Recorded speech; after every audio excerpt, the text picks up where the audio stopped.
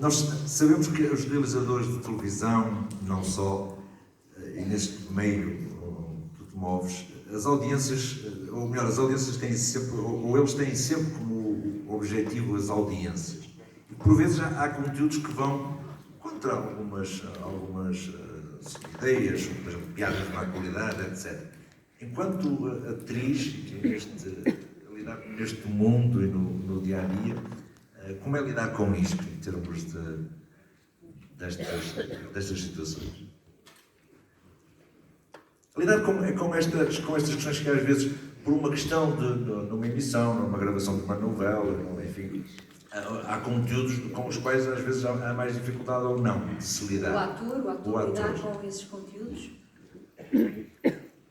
Não sei, eu não faço nada contra a minha vontade. Por isso eu não trabalho assim muito, porque há coisas para as quais me convidam e eu tenho que recusar, porque não está dentro das minhas convicções. Portanto, eu não tenho muito esse lado, não sei se há pessoas que fazem deste tipo as corações para fazer algumas coisas, não sei. Eu não faço mesmo, por exemplo, publicidade, não faço. É a autenticidade sempre na pessoa, com os valores Não, temos que ter. Não, esse é um princípio que nós temos que ter, não é? Que eu gosto de ter e espero continuar a ter. Que é não ir contra o meu princípio, a minha vontade, o meu desejo. Por isso não...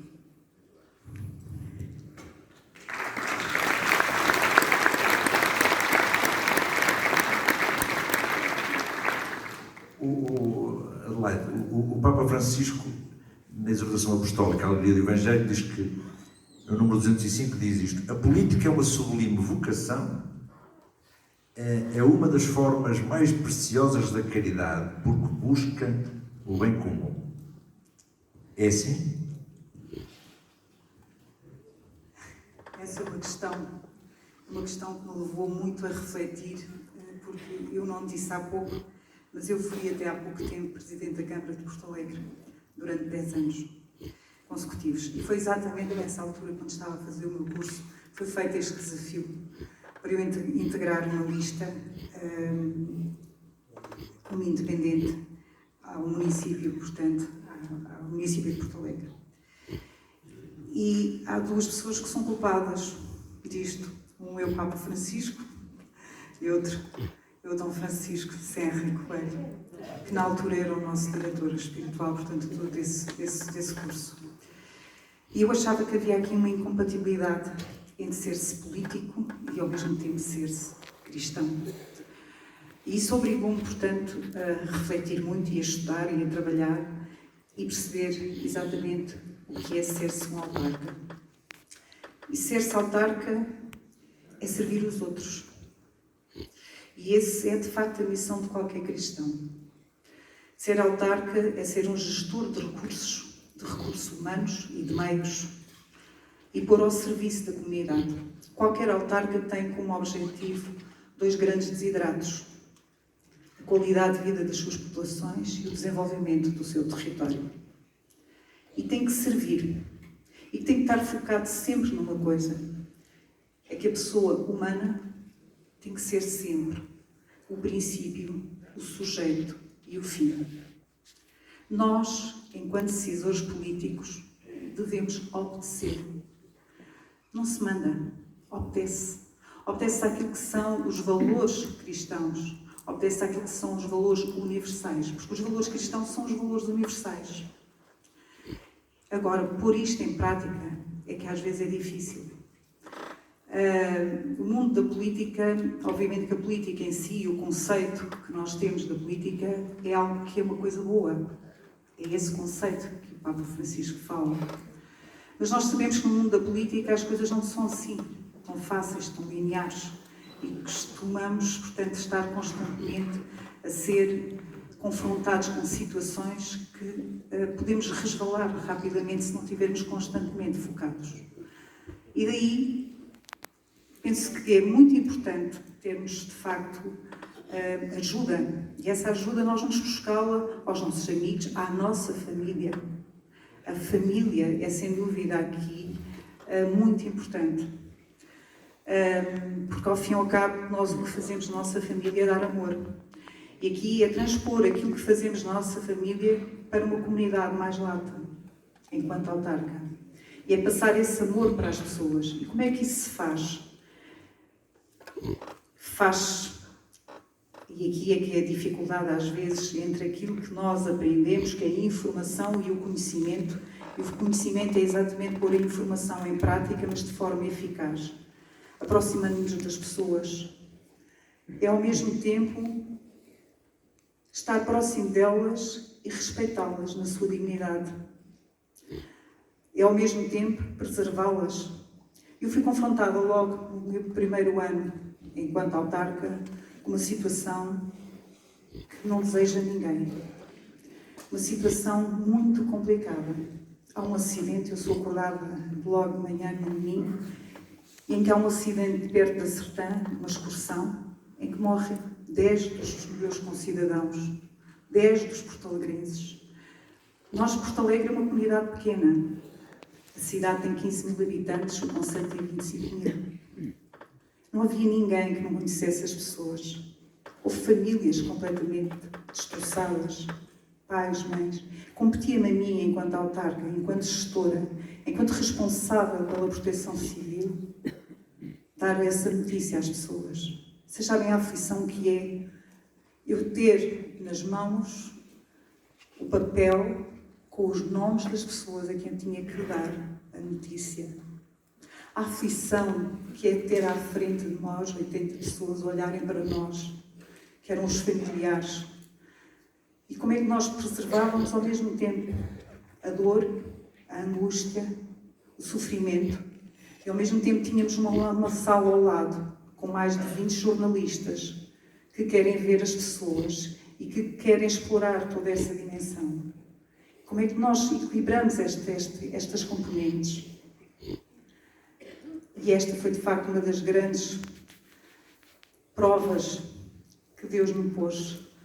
Põe-nos à prova constantemente para tentar perceber como é que nós ultrapassamos. E digo sinceramente, foi mesmo Ele que me ajudou nesta altura. Eu lembro-me e graças a Deus estou numa paróquia em que tanto o Sr. Bispo Dom Antonino como o Cônego Emanuel são pessoas extraordinárias. Assim como também a Lucília Miguel, que está aqui, que faz parte também do secretariado, a quem eu agradeço imenso. O apoio todo que nos deram, porque é nessa altura que nós precisamos, portanto, da comunidade. Nós não conseguimos trabalhar sozinhos, ninguém faz nada sozinho. E temos que nos centrar exatamente naquilo que é essencial. E hoje dizia-se isso, hoje aqui de manhã. Há coisas que são acessórias e esta é essencial. é preservar a pessoa na sua grande dimensão, na dimensão humana, é humanizar a própria vida humana. E humanizar a própria vida humana é colocar-nos na posição do outro, empatizar com o outro e colocar-nos e dizer assim, se eu estivesse daquele lado, o que é que eu gostaria que me fizessem? E ao longo destes 10 anos houve vários embates. Há alguns que, evidentemente, são mais fáceis de ultrapassar. Há pouco falava-se nos obstáculos. Muitas vezes é difícil estar numa Assembleia Municipal e perceber que do outro lado existe a mentira. Mas nós temos que ser coerentes, temos que, de facto, ter um compromisso com aquilo que é a Igreja, porque nós somos Igreja. E, portanto, como tal, devemos pensar essa mensagem, mudar alguns hábitos. Ainda ontem eu confessava, uma das coisas que me repugnava era quando chegava a altura do Natal, todos os autarcas oferecem, todas as câmaras oferecem cabazes. E todos me diziam, o Presidente tem que ir entregar os cabazes. Não, eu não tenho que entregar cabazes. Peço imensa desculpa, isso é uma obrigação da Câmara, é uma competência, está lá nas nossas competências. O dinheiro não é nosso, é de todos nós. E, portanto, são os técnicos que devem fazer isso. Sim, senhora, aparece o título, a Câmara de Porto Alegre entregou não sei quantos cabazes, mas não temos que tirar fotografias com as pessoas, não temos que as rotular, não temos que pegar naquilo que é a fragilidade dos outros para nos autopromovermos. E na política há muito isso. E há constantemente a tentação de resvalarmos para essas situações. Nunca ninguém me viu entregar uma casa. Nunca. Lembro de uma vez um senhor secretário de Estado foi inaugurar umas casas que nós tínhamos, portanto, recuperado e eram para serem entregues nesse dia. Ele pergunta onde é que estão as pessoas. E eu digo, não estão aqui. De modo algum. O senhor secretário de Estado, eu entrego-lhe as chaves e o senhor entrega ao chefe de divisão. O chefe de divisão, na segunda-feira, isto foi num fim de semana, na segunda-feira irá entregar as casas às pessoas. Não temos que nos autopromover a partir daquilo que é as fragilidades dos outros. E é essa a nossa missão. E é assim que se consegue também passar a palavra de Cristo, que ao fim e ao cabo é amor, é dar dignidade aos outros, é empatizar com os outros, é estar próximo dos outros, é ajudá-los a ser felizes.